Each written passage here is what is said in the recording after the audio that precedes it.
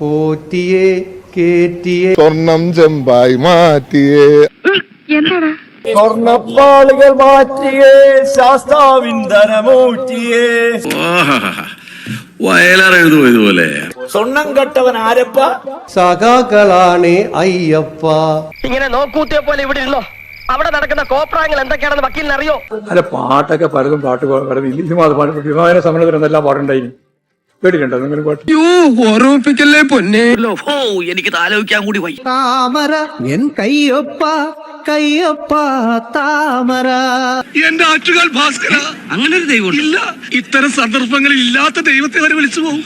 തദ്ദേശ സ്വയംഭരണ സ്ഥാപനങ്ങളിലേക്കുള്ള തെരഞ്ഞെടുപ്പ് കഴിഞ്ഞതിന് ശേഷം പുറത്തിറങ്ങാൻ പറ്റാത്ത സ്ഥിതിയായല്ലോ ഈശ്വര. ഹേയ്, അതൊന്നും ഓർത്തിക്കാ പേടിക്കണ്ട. അടുത്തപ്പെട്ട ജനാധിപത്യങ്ങളുടെ അടിത്തറ ഭദ്രമായിട്ട് തന്നെ നിൽക്കുന്നു എന്നാണ്. എന്തുകൊണ്ട് നമ്മൾ തോറ്റു എന്നുള്ളത് ലളിതമായിട്ട് പറഞ്ഞാൽ എന്താ? ഇവിടെ ഇപ്പോ ഒരു പാരഡി വളരെ വിവാദമായി മാറിയിരിക്കുകയാണ്. എന്റെ കഷ്ടകാലം എന്നല്ലാതെ എന്ത് പറയാൻ. അയ്യപ്പന്റെ പാട്ടല്ലേ?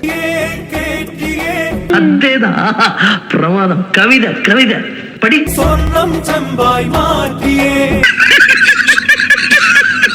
സ്വർണപ്പാളികൾ മാറ്റിയേ ശാസ്താവിൻ ധനമൂറ്റിയേ. ചൂടാവരുത്. ഏത് നിമിഷവും ഭ്രാന്ത് പിടിക്കുന്ന ഒരവസ്ഥയിലാണ് ഞാൻ. സ്വർണം കട്ടവനാരപ്പ സഖാക്കളാണേ അയ്യപ്പ. ചക്കര കൊടുത്ത് കൈയിട്ടല്ലാക്കാത്തവരുണ്ടോ? അതില്ല, എന്നുള്ള കാര്യം എല്ലാവരും അംഗീകരിക്കുന്ന ഒരു കാര്യമാണ്. ചേട്ടാ, ഇത് വലിയ ശല്യമായല്ലോ. തനിക്ക് വേറെ ഒരു ജോലിയില്ലേ? നമ്മുടെ ഒരു പ്രധാന ജോലി ഇതാണ്. വളരെ ഗുരുതരമായ തെറ്റാണ് UDFന്റെ ഭാഗത്തു നിന്നുണ്ടായത്. എന്താണ് നിങ്ങൾ ഈ പറയുന്നത്? നാട്ടുകാർക്ക് അങ്ങനെ ഒരു അഭിപ്രായം ഇല്ലല്ലോ. ഈ പാരഡി ഗാനം പാടിയതിന്റെ പേരിൽ ആ പാട്ട് എഴുതിയവർക്കും ട്യൂൺ ചെയ്തവർക്കും കേസെടുക്കാൻ പോവാണെന്ന് പറഞ്ഞു പോലീസ്. ഇതെന്താണ് ഇത്? BJPക്കാര് ഇതിനേക്കാൾ ഭേദമുള്ള വിജയ, വെറുതെ ആളുകളെ കൊണ്ട് ചിരിപ്പിക്കല്ലേ. ആളുകൾ എന്തിനാ ചിരിക്കുന്നത്?